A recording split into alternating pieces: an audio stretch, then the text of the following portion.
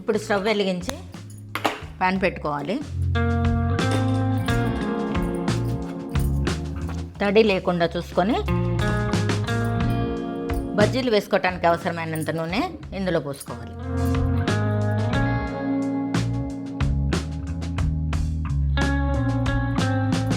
ఈలోగా మనం ఇంకొక స్టవ్ మీద చిన్న గిన్నె పెట్టుకోవాలి పోపు కోసం. నెయ్యి వేసినట్టయితే రుచి బాగుంటుంది.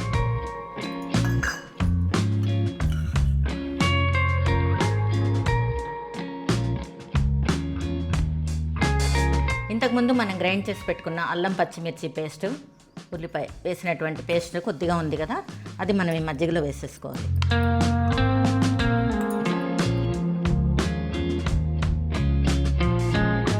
నూనె కాగింది. ఇప్పుడు మనం తీసుకున్న పోపు దినుసులు జీలకర్ర, ఆవాలు, ఇంగువ, పసుపు ఇవి ఇందులో వేసేసుకోవాలి. ఇది కొద్దిగా చల్లారాక మజ్జిగలో వేసుకోవాలి. కరివేపాకు, 4 పచ్చిమిర్చి ముక్కలు కూడా వేసేసి కలిపి స్టవ్ ఆఫ్ చేసేసేయాలి.